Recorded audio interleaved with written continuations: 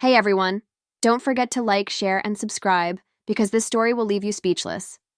Today's story is about Olivia, a girl whose graduation day turned into a life-changing moment of betrayal, heartbreak, and ultimate revenge. Trust me, you'll want to stay until the end because karma doesn't just knock in this story. It kicks down the door. When I think of my twin sister, Emily, I think of sunshine and storm clouds. She's beautiful, confident, and has a way of making every room spin around her. I, on the other hand, was always the quiet one, the other twin, the one people remembered second. Growing up, my parents made no effort to hide who their favorite was. Emily got the best clothes, the newest phone, the biggest bedroom. You're both special, my mom would say, but Emily just has more needs. Whatever that meant. I never complained. I figured that one day, my hard work would speak louder than their favoritism. That day was supposed to be graduation. I'd worked my butt off. While Emily was busy skipping classes and sneaking off to parties, I was staying up until 3 a.m., writing essays and prepping for finals. I got scholarships, honors, awards, things that actually mattered. Graduation day arrived and the auditorium was packed. Families filled the seats, waving flowers, cameras flashing everywhere. My parents sat in the front row, all smiles. For Emily. I caught them waving excitedly at her, cameras out, cheering when her name was called. When they called mine, right after hers, they just clapped politely.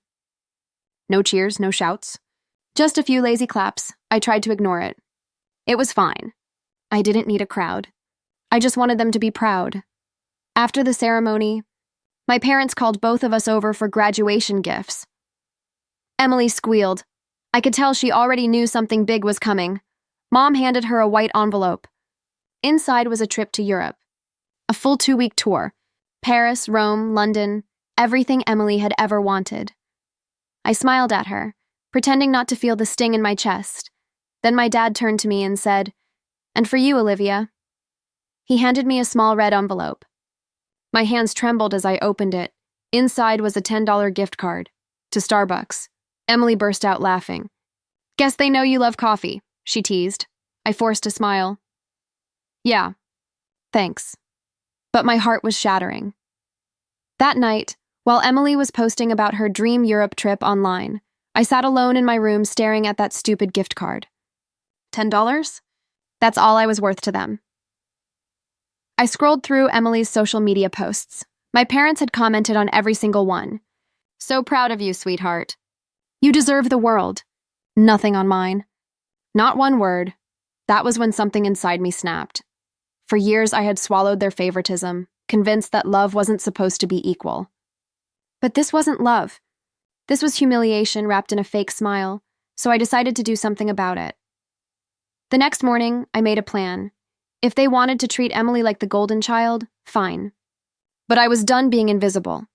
I used my scholarship money and part-time income to rent a small place near downtown. My major was marketing, and I had a knack for social media strategy. I began freelancing, designing ad campaigns, building brand pages, consulting small businesses. Within 6 months, I was making real money. Emily, meanwhile, was busy traveling and posting selfies in front of the Eiffel Tower, living off our parents' money. One evening, Mom called me. "Your sister's trip is going great.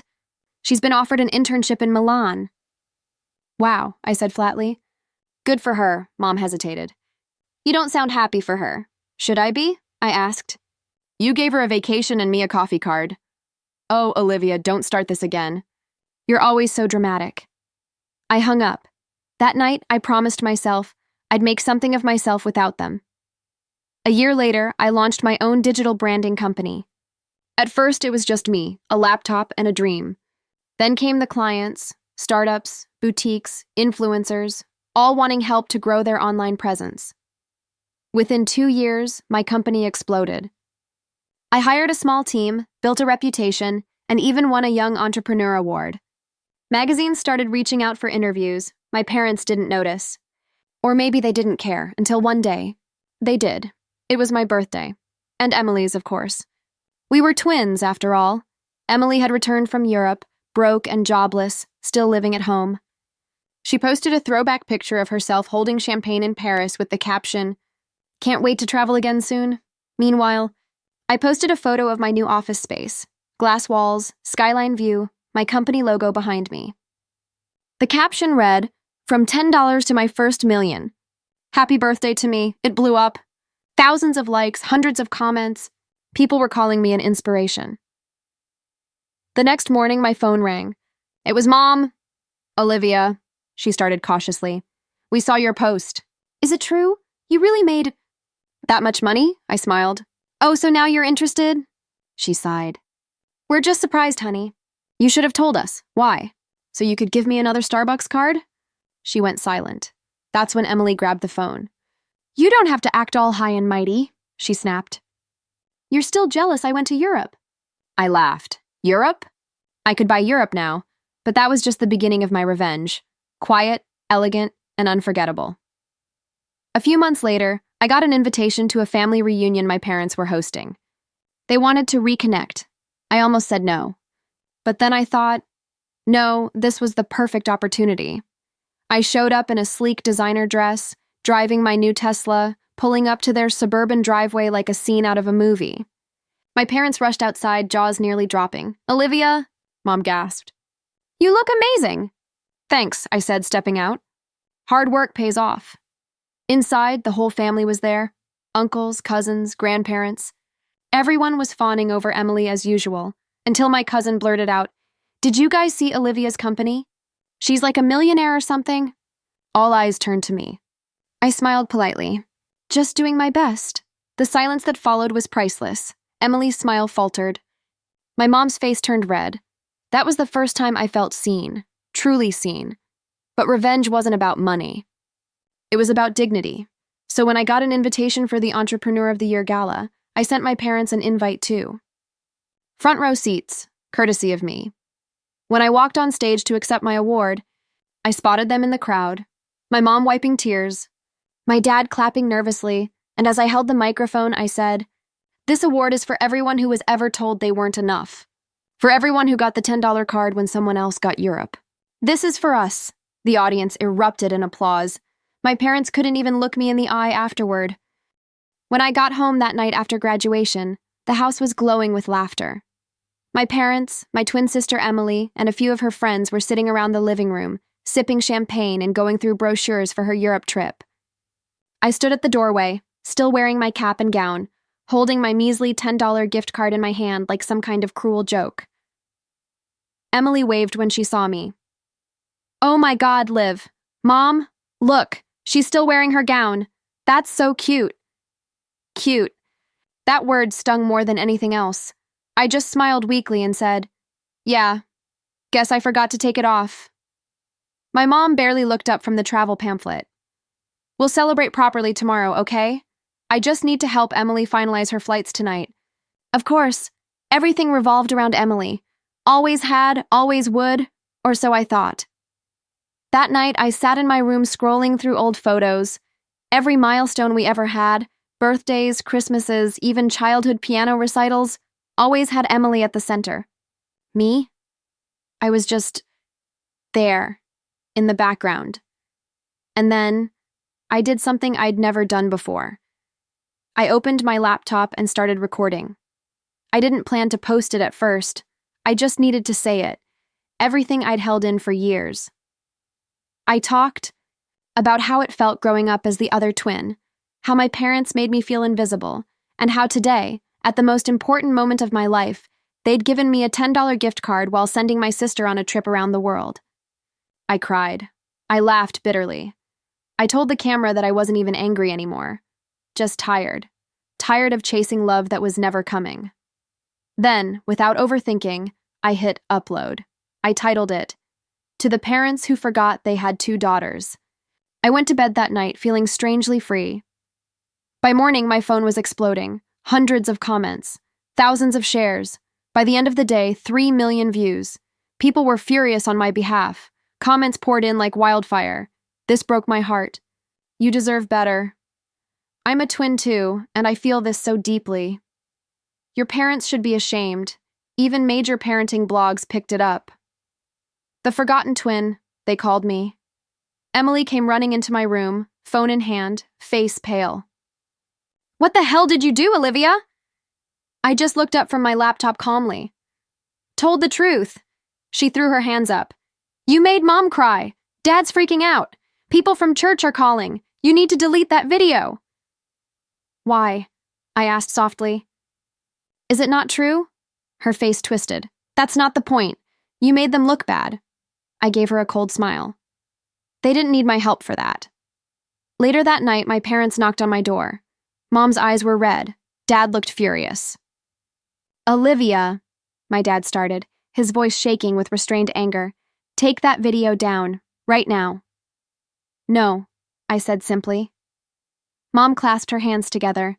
Honey, please, people are talking. Your relatives, my coworkers. I cut her off. Maybe they should have thought about that before giving me this, I said, holding up the $10 gift card. Her lips quivered. You're blowing this out of proportion. I laughed. Really? Then explain how your other daughter gets a trip. To Paris and I get $10 for coffee? Dad slammed his fist against the wall. We did our best, Olivia. No, I said quietly. You did your best for her. I just got whatever was left. There was silence. And then my mom said the one thing that changed everything. You've always been so dramatic. That's why we never knew what to do with you. That sentence cut like glass. Because for once, she said the truth. Not the way she meant it, but the way I heard it. They never knew what to do with me. So they ignored me. Weeks passed. The video didn't just stay viral, it exploded. 10 million, 20 million, 40 million views. People were sending me messages from around the world, strangers calling me brave, strong, inspirational. Brands reached out, podcast interviews. Even a small documentary series wanted to feature me in an episode about family neglect. And just like that, I wasn't invisible anymore. Meanwhile, Emily's Europe trip turned into a disaster. Paparazzi had snapped pictures of her at an expensive Paris restaurant, paid for by my parents' credit card. When that went public, people started comparing her to me, calling her spoiled, privileged, heartless. She came home early, humiliated. The day she returned, she stormed into my room. You ruined my life, she screamed. I looked up from my laptop. No, Emily, I just stopped pretending mine was fine. She started crying. I didn't ask for any of this. I stood up and faced her. Didn't you? You loved being the favorite. You loved getting everything while I got scraps. She shook her head. I thought you didn't care. Everyone thinks that about the quiet one, I said softly, until she finally speaks. A month later, I got an invitation to a national youth conference. They wanted me as a keynote speaker for a segment called Invisible No More, Finding Your Voice. I almost laughed. Me, the forgotten twin, giving a speech about being seen. When I walked on stage that day under the bright lights, I saw the audience rise in applause. For a second, I wanted to cry, because this, right here, was the recognition I'd been chasing my whole life. And then I saw them, my parents, sitting in the third row. They looked small, nervous, ashamed. I hadn't invited them. They came on their own. When the clapping died down, I began my speech. I used to think love was something you had to earn, I said. That if you worked hard enough, got the best grades, stayed quiet enough, maybe one day, the people you loved would finally see you. But I was wrong. You don't earn love by shrinking yourself to fit someone's idea of who you should be. You deserve love because you exist, because you're enough, even when no one claps for you. The room went silent. Cameras flashed. And for the first time in my life, I didn't care whether my parents were proud, because I was proud of me. Afterward, my mom came up to me backstage. Her eyes were wet. We didn't realize how much we hurt you, she said softly. I know, I replied. That's the problem. She took a deep breath. We're trying to do better. Can we start over? I looked at her, really looked at her, and saw the guilt, the years of denial, the cracks in her perfect mom mask. Maybe someday, I said. But right now, I'm still healing. She nodded slowly. We'll wait. 6 months later, my story hit 100 million views across platforms. I signed with a media agency, started speaking at schools, and even got featured in a major magazine.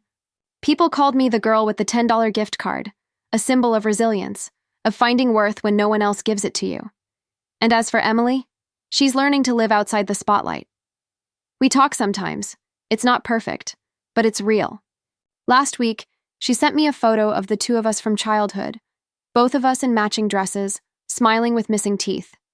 She wrote, "I'm sorry I didn't see you back then. I see you now." I stared at that message for a long time before replying. I see you too.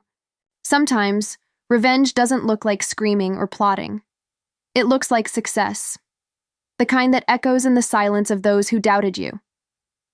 My parents once gave me $10 for my dreams. Now, I make more than that every minute. And yet, the real victory isn't the money, the fame, or the applause. It's the fact that I don't need them anymore to feel seen. Because the girl they overlooked, she became unforgettable.